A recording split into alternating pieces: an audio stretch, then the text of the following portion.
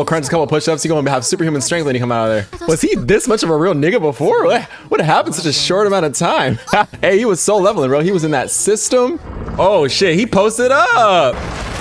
Let them know. Look, stun on them. Look at the rich nigga shook. He's like, what? Look at how is this bum ass so savage? Oh, he going crazy. Damn, hey, this is a sturdy spider though. Gotta find a critical spot. Hey, he got the moves though, look. Who needs defense when you have max agility, bro? Oh, you on demon timing. All right, dash, so we gotta get a little faster, you know what I'm saying? There you go. All right, that didn't work. All right, finesse out of the way, max agility. Yeah, just keep slicing at it. Eventually, he might just find a weak point randomly. Meanwhile, this rich nigga, he can just do nothing but watch. Uh-oh, that fatigue though. You gotta manage, ooh, see, you gotta mind his stats though. Paralysis, there you go. So it's not even about hitting it in a spot that's doing a lot of damage. Just hit it in a spot that keeps it from attacking. Oh, he defeated it. Okay, so all you had to do was shank it in the eyes. Oh, but that was, see, look, this is literally how soul leveling fights are though. Like, they will have something pull up and you're thinking, how are they gonna beat this? This thing is so powerful. He's using every attack, every ability that he has. It's not doing any damage at all. What random thing is gonna pull out his ass to beat it? And then it just dies. And you're like, wait, but like, I was waiting to see what he was gonna use to finish him off, but it turns out he really just needed to just bullshit and then eventually it just died. That is how life is.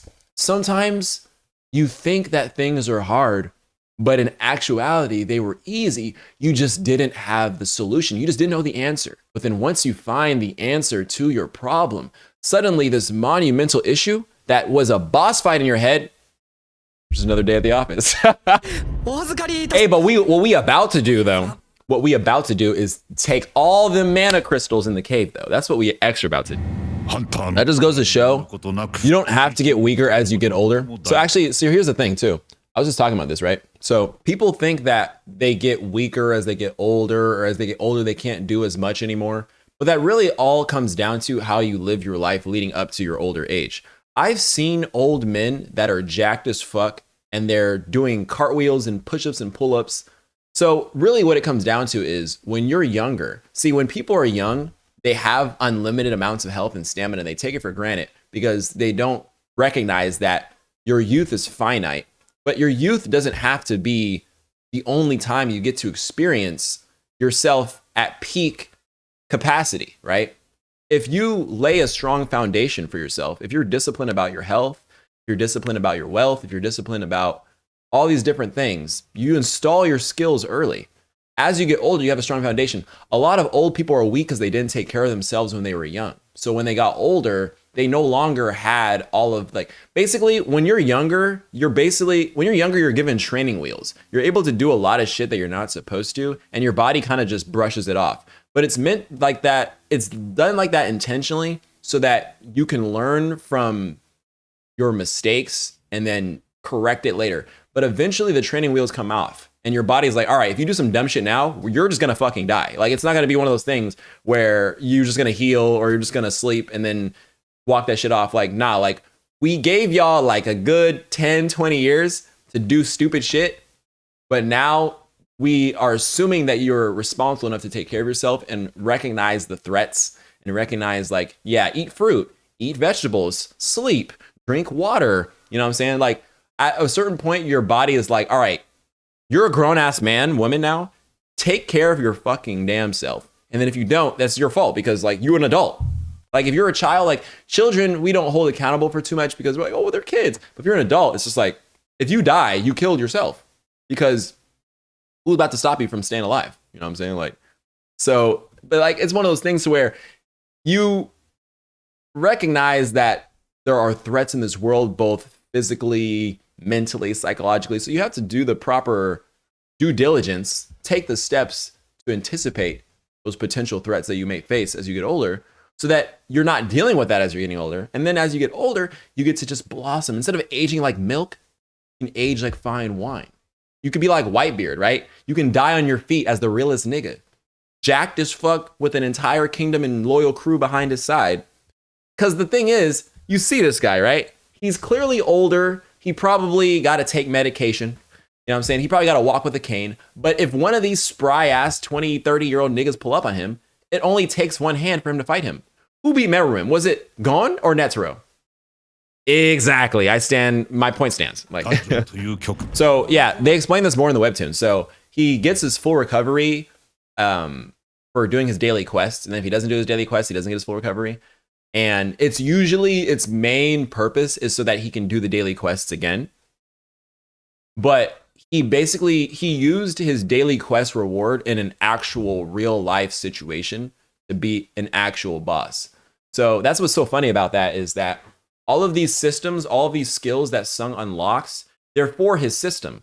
So all of the different things that he's been fighting, all of the skills he's been using, they've been made for his own personal system to level him up. But that doesn't mean he can't apply those same systems to his actual life or the real world. And the funny thing is that the real world is so much easier compared to the system and the quests and the daily tasks that it gives him. So when he takes something that is a passive skill out of his system and applies to the real world, it's a game changer. Full recovery isn't really that useful of a skill, all things considered, in the constraints of the system, which is why they give it to him, because he needs that level of skill to go against the challenges that he faces. But then when he goes up against a random sea dungeon spider, something that is supposed to give him an edge against an insurmountable force makes him overpowered against something that is of a low level, such as this spider that he fought, right? And the reason why I wanted to point that out was because life is like that too, right?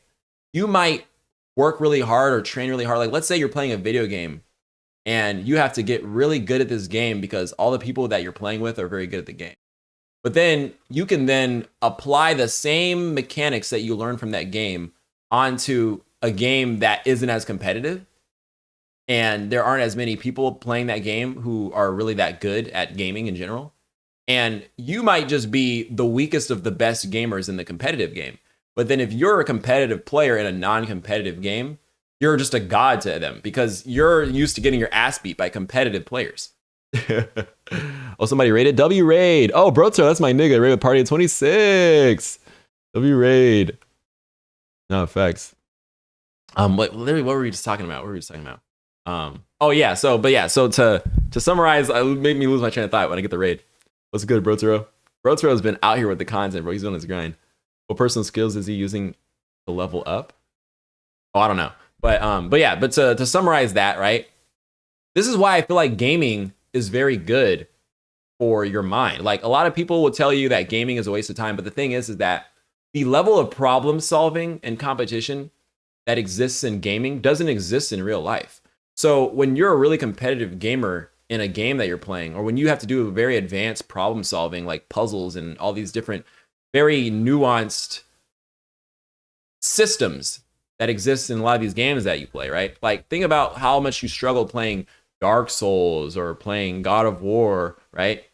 There is nothing in real life as difficult to solve as that. So if you can be like, well, I beat the Valkyrie Queen on Give Me God of War. So niggas can't really say shit to me. You know what I'm saying? Like, and the funny thing is that somebody who doesn't game or who hasn't accomplished those feats don't realize what that's worth. That's why when they see you doing real nigga shit in real life, they think it's this crazy thing because they've never fought the Valkyrie Queen in Give Me God of War. So they don't know what true carnage actually is. Bro, almost forgot. So now he about to restart. Oh no, I didn't forget. I just wanted to like realm it all, bring it all together. I feel that too recently with Tekken 8 and trying to level up and improve how I'm problem solving when I'm doing matches between folks and trying to figure out how to get better at defensive blocking and countering an opponent. Yeah, like, okay, so for example, a game that I play a lot is Smash Bros. And Smash Bros is a very fast-paced game. There's a lot of frame data. And it actually it makes real life feel like it's moving in slow motion, because when you're playing Smash Bros, you have to account for so much more information, and it makes you have to pay attention to the present moment in such a more aggressive way. So if you start to perceive this reality, this 3D reality, in the way that you would when you're playing video games, this is why a lot of us have ADHD, because the overstimulation from video games has made reality seem like it's moving in slow motion, because we have overcorrected and we're used to having to calculate for so much in such a small window, in such a small period of time. And if you notice in this reality, there aren't constantly monsters attacking us.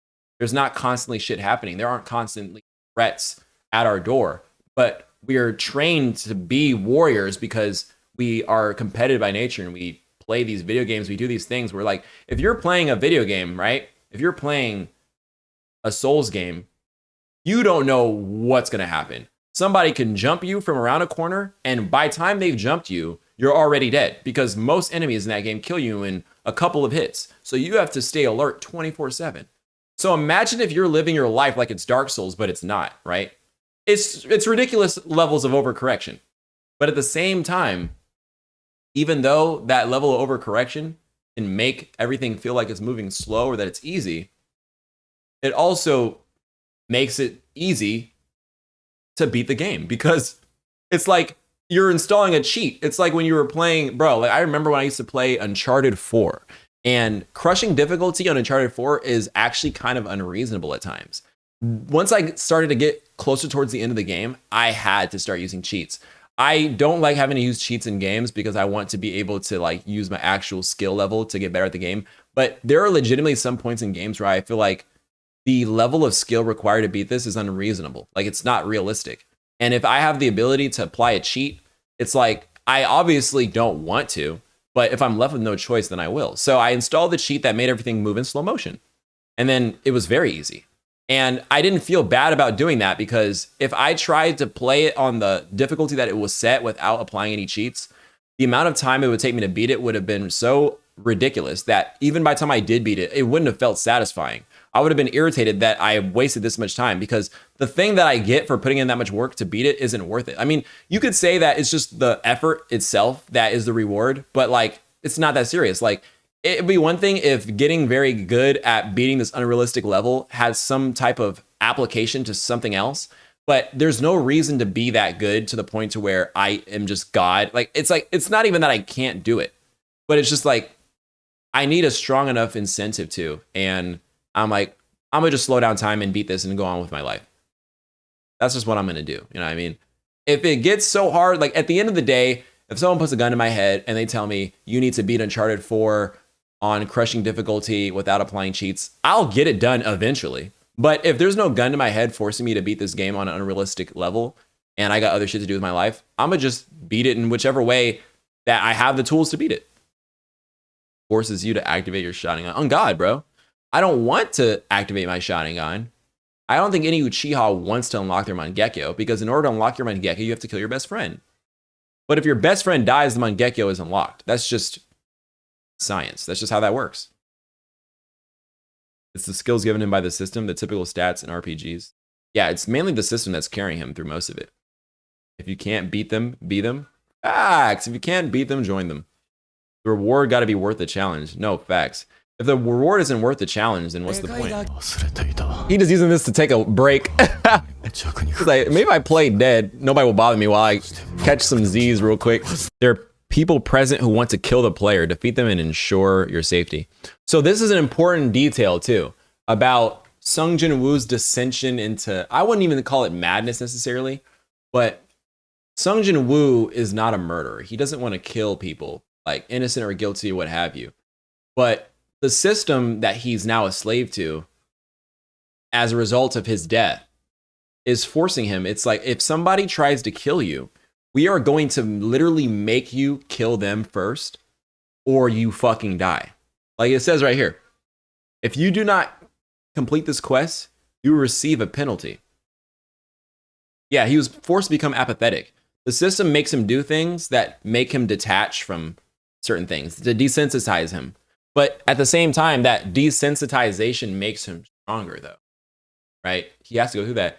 Hey, thanks for the 5 gifted tier 1 subs from Heavenly Hostelot. W gifted in the chat. So shout out to Young No, Cavhi, Lucky Chaos, Draco, and YXT. W gifted, W don't know.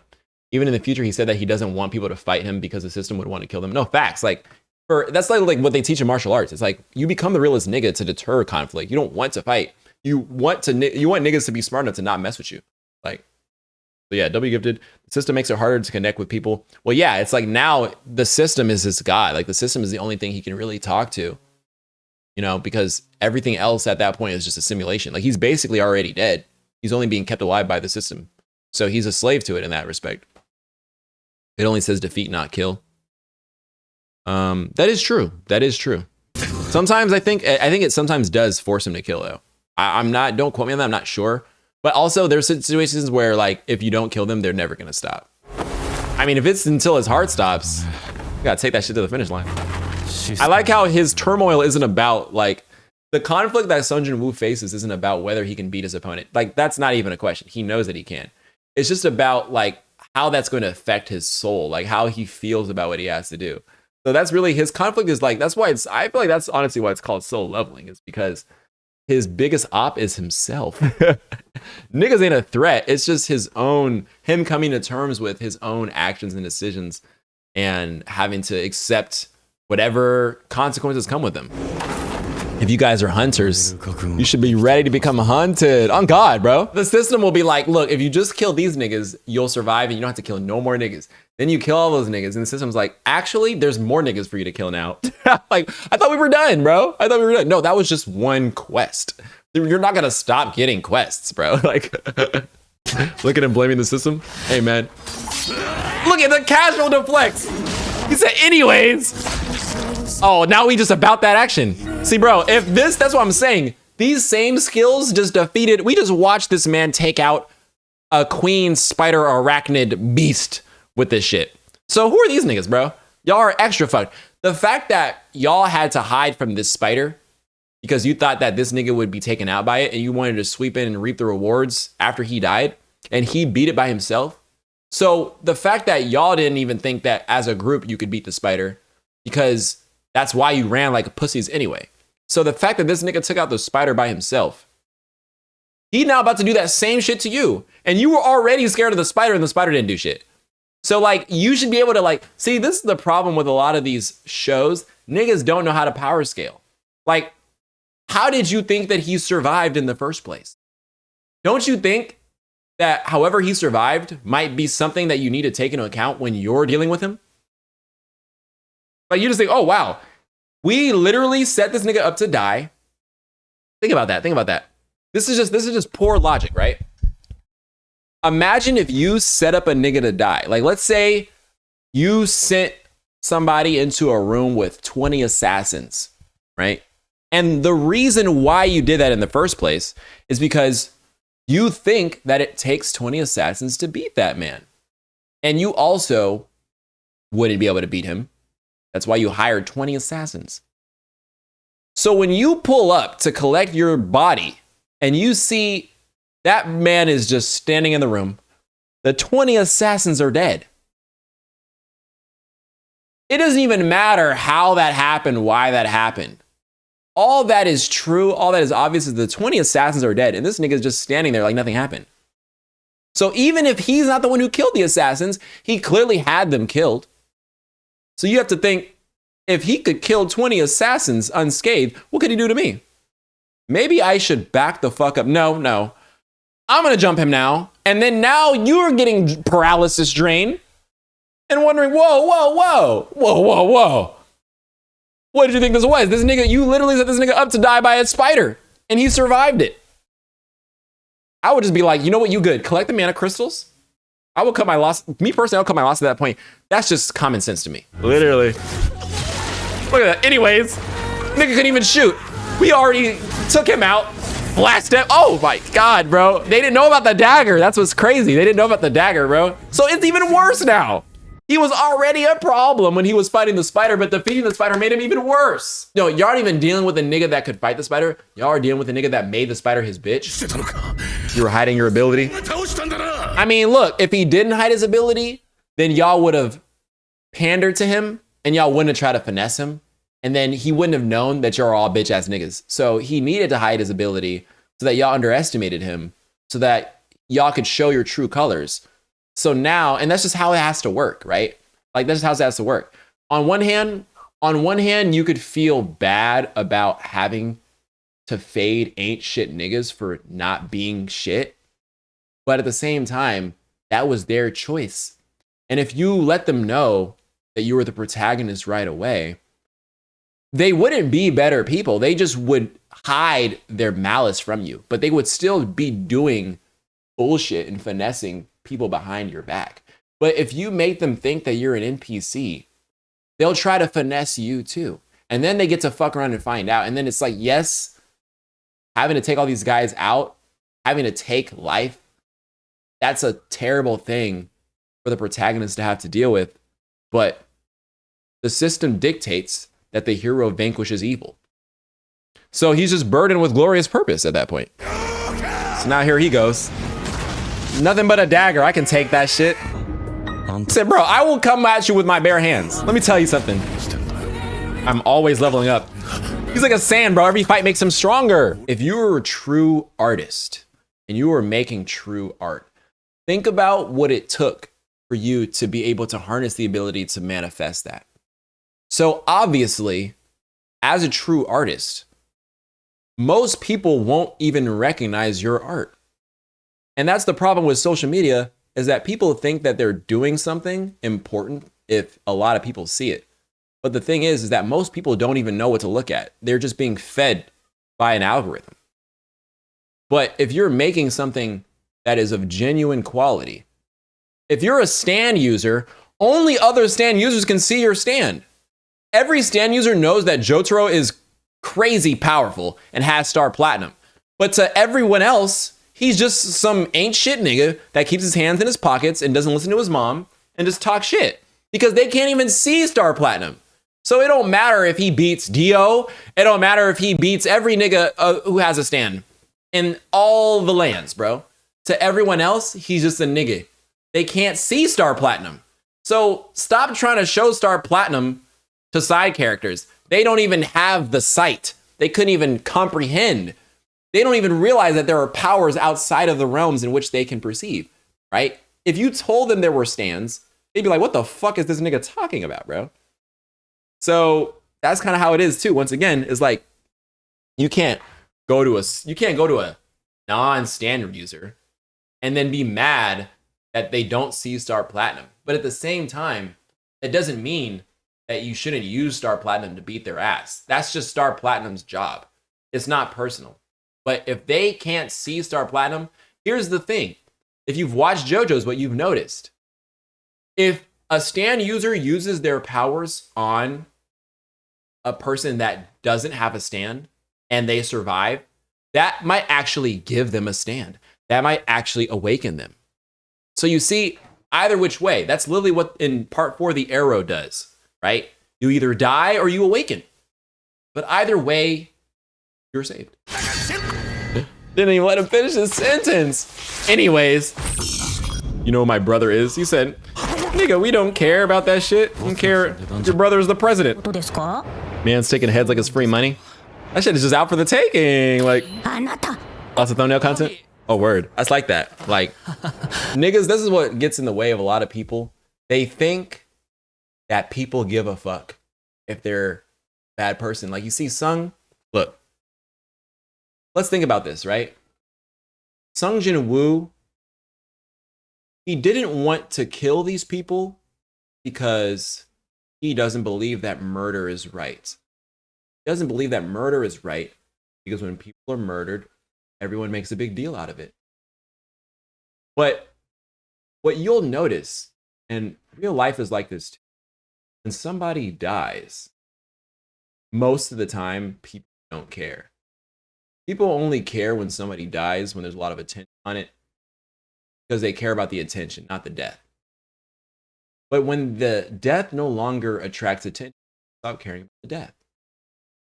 So Sung Jin Woo thinks killing is wrong because people care about attention and use that shame killing, make that out to be a bad thing. But as you can see, he just committed murder.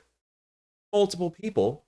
But since nobody found out about it, nobody cares. And they still see him as a good person. So now, Sung has to deal with a new type of karma.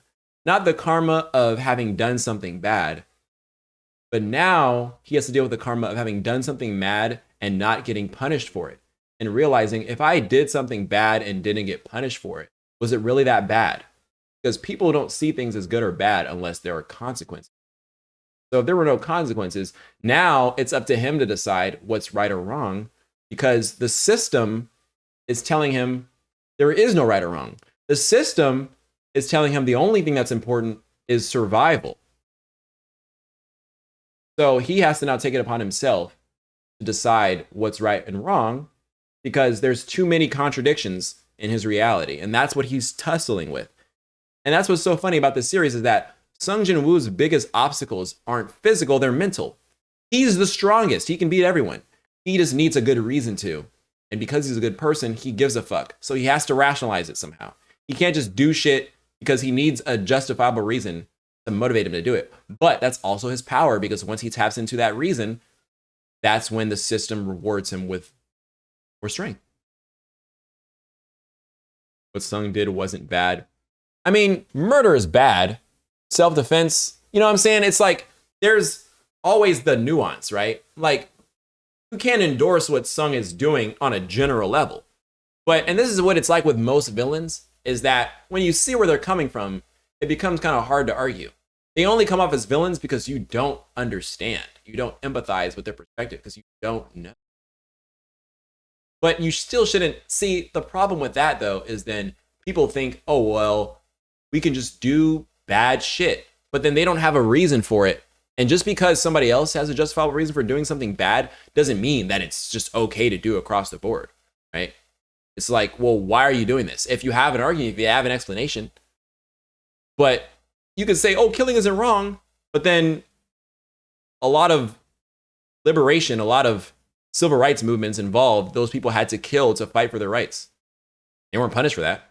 So are we going to say that that wasn't wrong then because they were fighting for justice? Everyone in their head is fighting for their own form of justice if they've thought about it. You know what I'm saying? So at the end of the day, what it really comes down to is survival of the fittest. Like, you can say this is wrong or this is bad, but it's only bad if people care. If people don't give a shit, suddenly the only person left to judge you is God. Who is God? You. So if you decide to care, then it's a big deal. But if everyone else doesn't care and you don't care, who fucking cares? Makes sense to me, bro. That just seems like logic. Like